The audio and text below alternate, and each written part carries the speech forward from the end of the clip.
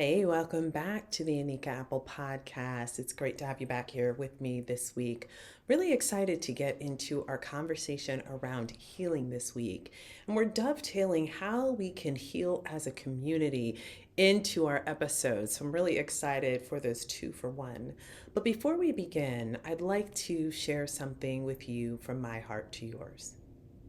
I want to remind you in this time that there's a lot going on in the world. I probably don't have to remind you because you know there's a lot going on. But here's the thing, you have a choice at every turn to decide what it is that you want to experience. And we can show up and bring our fear with us, knowing that we can stand boldly and courageously, knowing that there are going to be opportunities for us to lean on our unique skills and abilities to create change in the world. Or we can allow fear to lead us, dragging us, pulling us forward, and we can sit in that fear as things happen around us. The reality is, no matter where you sit in all of the different societal issues that are going on today, there are going to be some things you don't agree with. There are going to be some things that you vehemently do not agree with. And such is life. And until we are stirred up enough to create the kind of change that sets the right positive actions in motion, meaning how we create love, understanding, empathy, respect, how we cultivate a culture that really embeds trust, which comes from a place of truth and reconciliation. Conversation for another topic for sure, for another day. But until we lean in that way, we're going to have a lot of work to do. And I would submit to you that living in fear is how we got to this place. That we are here literally in this place because we have wrestled so often with fear and we've let fear win.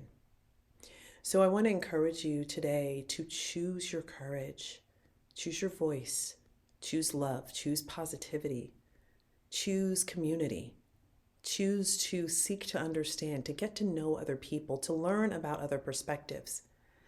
If there's one thing that I know, it is that this journey of life is really about broadening your perspective. And the way that you do that is by allowing yourself to hear perspectives that are different than yours. It's by talking to people who think differently. It's by sharing space with people who have opinions that are different. And it's by allowing your mind to be expanded by their thoughts. Doesn't mean that you have to agree, but to understand is actually what helps us to stay in a place of peace. We desire agreement because that is what we have been taught, and it makes things so much easier, right? When everybody just agrees, things are simple, but then we don't have innovation and we don't have change. Then we don't have triumph over the things that really don't work. And so the reality is that some contrast is always required for us to create change, to do things different. We may not always like the catalysts, and I get that. But the call to action for us to change is here. It's present now. And it's an opportunity for you to lean on your strengths, to check in with your divinity, to understand what it is that the divine is leading you to, and to be a part of the change that you desire to see in the world. I love that quote from Gandhi. All right, so let's get into the episode. And here is what I want to talk with you about this week. I want to talk about the importance of healing and why we heal as a community. There's some things that I'm going to share with you as we get into this episode that are in my upcoming book, Healing is Required. I'm really excited about the work that I have put together. And when I say put together, I really mean divinely received from God. But it is about all of the different ways that healing matters for us. And the recognition that the life that we desire is on the other side of the healing. One of the things that is really sitting with me, I've not spent a ton of time talking about my detailed experience going to the retreat that I went to in December. This Beyonding retreat, Beyond Limits, was incredible, and I will drop the link for the 2025 retreat in the show notes here. This retreat was a life-changing experience, and I am so glad that I went. From the connections created to the experience of the jungle, to the incredible staff at Imaloa, the retreat space where we stay. They were just simply phenomenal. To the curated content, to just the brilliance of the retreat host. It was an experience. And while all of those things were absolutely magic, like there's just no other word for it, what I have been sitting with most is what God did in that time. I went seeking. I went knowing that there were things that I wanted to release before the end of 2024. I knew that there were things I wanted to heal. I knew that I was seeking God's wisdom and understanding for the next steps in my business. I wanted to show up differently in relationship to the work that I do. I wanted to show up differently in the world. And what I mean by that is to allow the who that I know that I am to really show through. Talking about my prophetic gifting and the ways in which God has shown me, taught me to support others to see themselves and then each other. The ways that I have been able to connect with my clients and help them to heal their relationship to their businesses. The way their businesses change because of what God is simply doing through me. I've hesitated in so many ways, and I'm sure you can identify with that, the places that you might be holding back, like you know, but you're waiting for something. You're used to some kind of credentials or criteria, or there's some way that you were able to quantify what it is that you do. And when you are doing the work that God has given you to do, it doesn't work like that. God may lead you for sure into certain, classes and certifications and things like that, of course. But truly, when God has something for you that God wants people to know, it's just simply about them. That's just it. And however other ways you enhance that, what God leads you to, of course, is a part of the plan. But first you have to accept the who that you are. Last week I talked about identity, and that was a great podcast episode. And this week I want to talk about like the next level of healing, like what actually happened for me. And I want to talk about the relationship with community as you go through your healing process. Some parts of the healing journey are just you and God. It's you and the divine. It's you going through what some people call shadow work, working through your issues and challenges and traumas that you've had, reconnecting with your inner child, your inner voice, all of the different words that people talk about. I'm going to break it down to you in the simplest way that I can explain it. Your journey is about going back to the beginning. It's about going back to who you truly are and were always intended to be. It is about checking the way that you behave today against that barometer inside that says, but this is really who we are. It's about navigating through the disconnect, the places where you feel out of alignment, the places where things are like, I know there's more. And this feels good, like I'm happy here. This can work for me. But I know there's more, and reconciling which one will you choose? Will you decide to stay safe, to stay comfortable, to stay in what's familiar? Or do you desire that more? Do you want the opportunity to do more, to be more, to give more, to create more? Because if that is what you want, you've got to do more of that work. And you see, the alone part of this is you saying yes to God, like, yes, I do welcome the more. I'm not exactly sure what all I'm going to have to release and what it's going to take, but I'm open to it. And then there is the work, and the work is not easy. I wish that the healing work was just super, super simple to start, but it's not. It requires us to look at some things that were really hard and harmful, and then it opens us up to see them in a different way. One of the biggest lessons that I learned was that if I really change my perspective and think about life happening for me, it changes the relationship I have to the things that have happened. I also learned that I could let go of the emotion attached to the things that I've experienced in the past. So if I'm looking at something that happened that was traumatic to me, I can make a decision today that I've already received the lesson. I understand it, that I've accepted it. It's a part of who I am. And I can let go of holding on to the pain. So I can keep the lesson, let go of the pain, and I can release that. So it becomes a part of the story. But when I tell that part of the story, it no longer takes me back to that physical, emotional state. It doesn't take me back to a place where my body is clenched. It doesn't take me back to a place where the words I'm using are causing even more harm to myself. And so as you go through the process of healing, your progress allows you to experience what you're going through in a way that becomes more easeful. Not easy, but easeful. All of that happens under God's tutelage, under God's cover, under God's protection when you align your healing journey with God. And the beautiful part about that is that you are constantly reminded that you're not alone and you don't have to do it alone.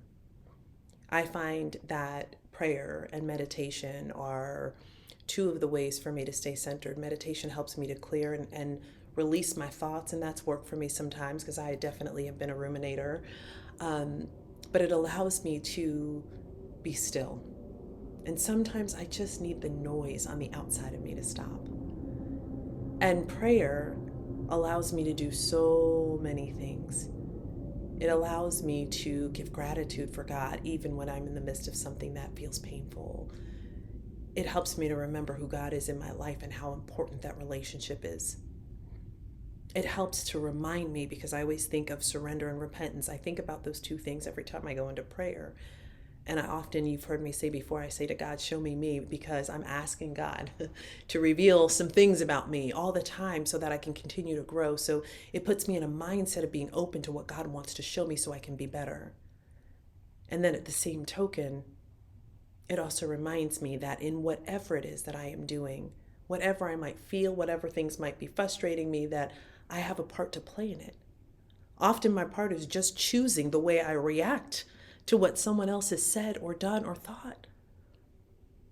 And when I recognize that I've chosen to feel that way, I'm like, oh, so you're really in this situation because of how you feel, not because of the other person. If you think about this like, oh, you made me feel, no, they created conditions for you to choose to feel a certain way.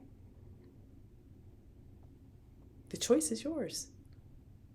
Something can happen and you can choose to let it go. You really can. And it is that simple.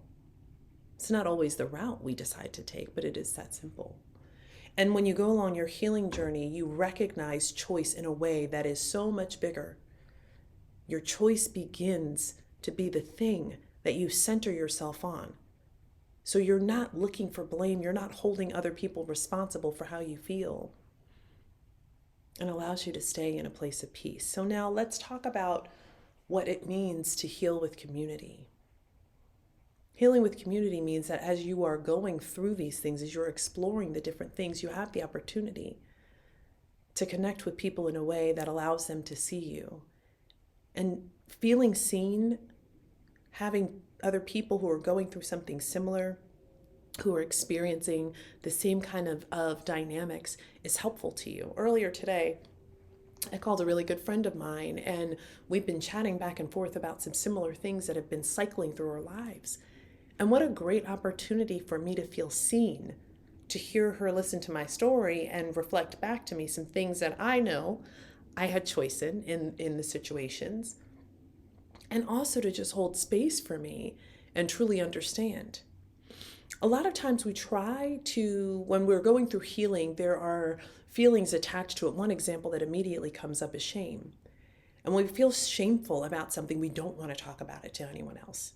The problem with that is then we feel we feel more ashamed. Now we feel isolated. Then we feel sad because we're by ourselves. Then we feel like there's no one we can talk to. No one would ever understand. And that cycle keeps us stuck.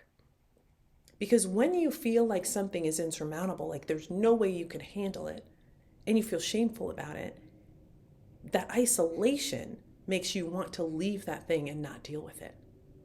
And what happens? We're like, I'll deal with that later. And then something else happens, and something else happens, and something else happens, and we're mounting more and more stuff on top of what was already there. That's how we get to places like what we see happening in the world, where we see a lot of the reactions of people who have been hurt, experienced hurt, and haven't dealt with their own traumas, and now they're creating trauma for others.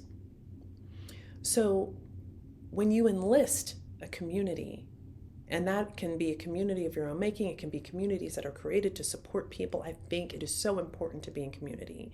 One of the things that it helps you to do is to connect with people and understand that you're not alone.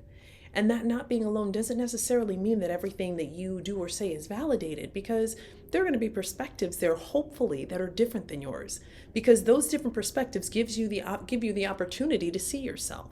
What I love most in my circle is when I reach out to somebody and I'm telling them, here's what I'm going through and this is what I'm feeling, and they reflect back to me, well, I see your point and I understand, and have you considered that this might be something? And as someone who's outside of that immediate situation, they can give me perspective from an objective point of view that I can hear so much more clearly than perhaps the other person that's in the situation with me. So healing with community is really important. It's important to feel supported. It's important to hear that other people are going through it. It's important to know that you are not by yourself, and there are tools that we learn, that we share with one another. We actually see the modeling of people going through things, and that gives us hope and confidence that we too can navigate through it. And then I love the power of prayer when you are connected with more than one person. You know, the word says that God will be in our midst when we are praying together, when two or more are gathered, right? And so when you have other people who are praying with and for you, the things that happen, the mountains that move out of the way. So how does that connect to Costa Rica? I had all of that. And one of the things that I've shared, I know I've shared in my blog a bit, is about the darkness. I had no idea that I was as fearful as I was before I was faced with what I was afraid of.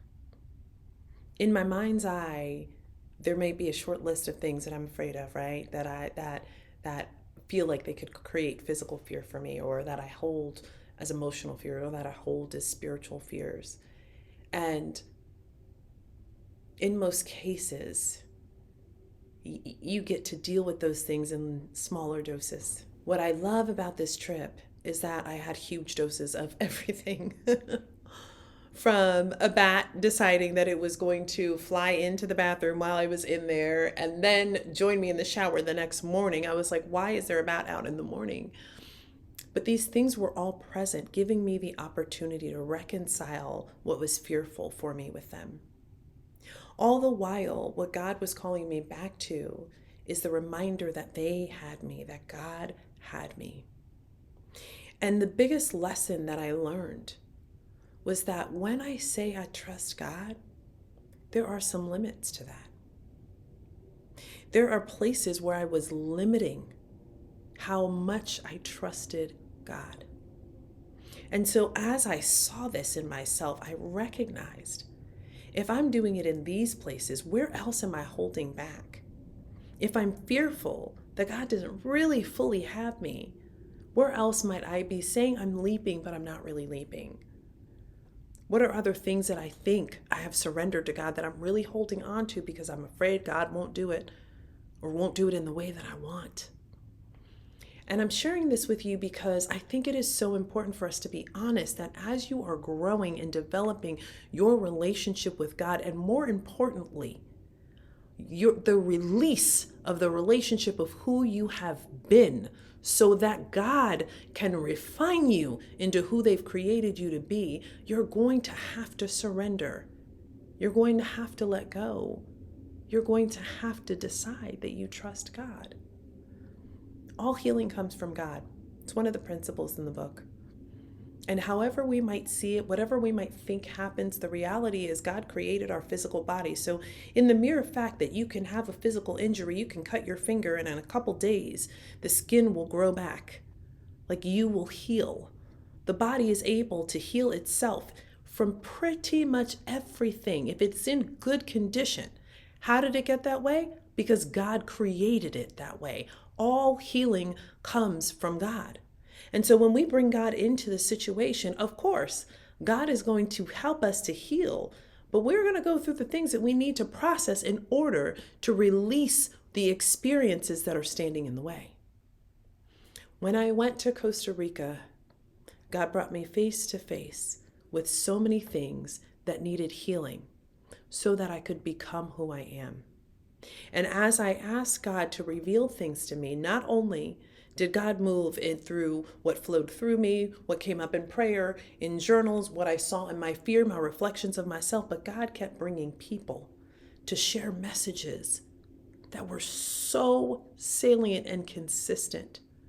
Healing in community means that other people sharing their stories, their lessons, their opportunities for you to see yourself and to hear. And so the beautiful part of all of this is, as I choose to do my healing work, I'm impacting everyone around me. They're impacting the people around them.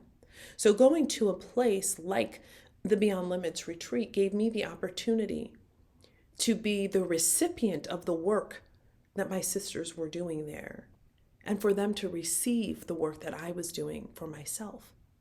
We got to share space with each other and share reflections that were coming through for us, things that we were seeing in ourselves that perhaps we didn't know. We shared whispers about things with one another, about how we were feeling about places that we were in our journeys. We talked about things that for even people who know each other, that perhaps we've never had conversations like that in our day-to-day lives. When you are ready to heal, really ready to do the work, you will need community. It will be important for you to find and surround yourself with people who are safe, who respect boundaries, who honor your truth, who don't try to get you to change your mind when you were in the midst of despair. I went through the night that I moved places, that I moved from one area that I was staying to the next. I had two people who were they were just so nurturing, really trying to make sure that I was good. But they didn't solve it for me. They didn't fix it for me. They didn't make it better for me. In whatever way God was moving through them, they knew she needs this.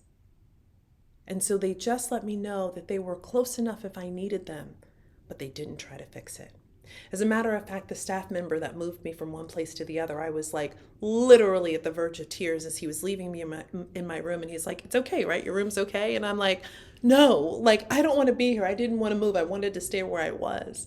Because this place was so much deeper in the jungle and it was so much darker and I felt so much more afraid. It felt like everything that was familiar was so much further away. And that's what God's intention was to have me in a place where I couldn't access all of what made me feel safe, the things that really truly aren't safe. Not safer than the relationship with God. You see, what we cling to in this life is familiarity. And what God wants to do in elevating us is bringing us to places and spaces and moments that we've not yet experienced. And until we release the desire to hold on to what we've always known, we won't be able to receive what God has always held for us. Healing happened at every part of my journey, but being in the dark, particularly on that night, there was nothing more pronounced. I cried and I journaled and I prayed and I sat with God and I prayed some more and I cried. And there were things coming up for me that I didn't even know existed. And I had asked God to help me release whatever was standing in the way of me being who God has shown me that I am. And when I asked for it, I got it. And I had it in the deep, dark part of the jungle by myself, but with community right up the road, with people who were holding space for me, thinking about me, praying for me as I was going through my experience. And I don't know if they knew or if they could put like something on it and say, yeah, because she was going through this. This is how I felt the next day. I don't know that we would articulate it in that way. But what I do know is that each of us had our individual moments. And going through them collectively and by ourselves is exactly what needs to happen in the world today. As we went through our moments, what we learned and what we saw about ourselves became part of the stories that we shared with one another. In sharing, we recognize, oh, that's possible for me too. In sharing, we saw ourselves in other people's stories. In sharing, we recognize that we too could surrender ourselves, that it was safe, and that God would hold us, and that we would be okay. And while each of us still came back with plenty of work to do, I know I had plenty of work to do, we came back knowing that we were different, knowing that we were changed. For me, that change meant being able to sit with you today and say, there's a lot more to me than what you've learned, and I am just getting started. I am Anika Apple. I'm God's heart on earth. I'm a prophet. I'm God's prophet.